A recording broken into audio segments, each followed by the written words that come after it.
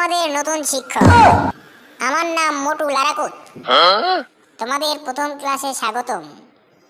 তোমরা বলো তো, তোমরা কি জানো? আমরা তো কিছুই জানি না স্যার।